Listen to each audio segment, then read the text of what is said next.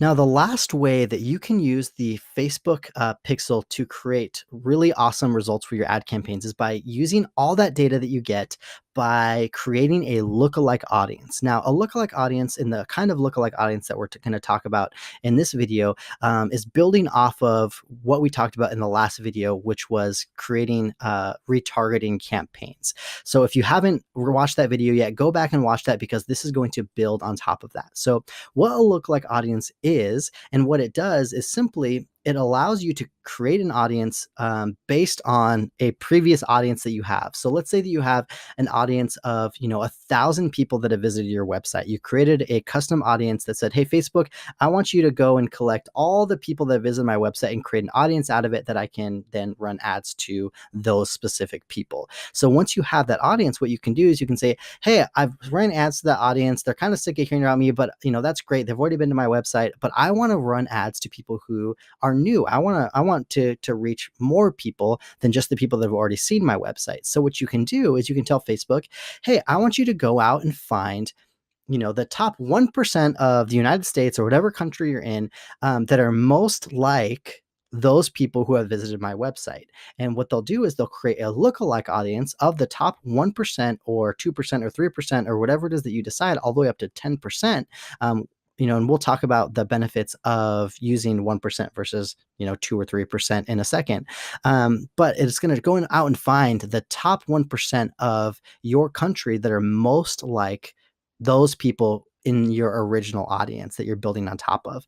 It's really, really cool. It's one of the most powerful features that Facebook has to offer, because they have so much data about us that these audiences are actually pretty reliable most of the time, and they're actually pretty effective and pretty accurate.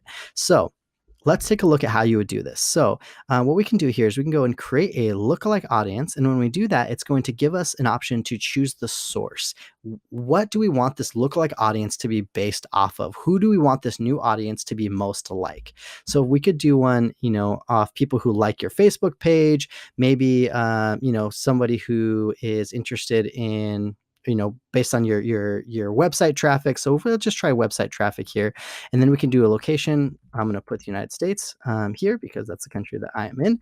And then we get to decide what our audience size is. So for example, I want mine to be as narrow as possible and as close to being as accurate as possible to the kind of people that I want. So I'm going to do this 1%, and it's going to say it's, that's 2.2 million people already. So we can, once you create this lookalike audience and you're running ads to it, you can narrow that down even further. If you're a wedding photographer, you can take that audience and narrow it down by people that are engaged. You can narrow it down by location. You can narrow it down by age and gender. So there's tons of things that you could do to narrow that down to a much more manageable size, but it does give you a really good pool of people to start with, to be able to expand your audience with people that are so similar to the people that customers that you already have, to the fans that you already have, and the audiences that you already have. So once you do that, you pick that number, you just click create audience, and it's as simple as that. Facebook goes out and finds those people for us.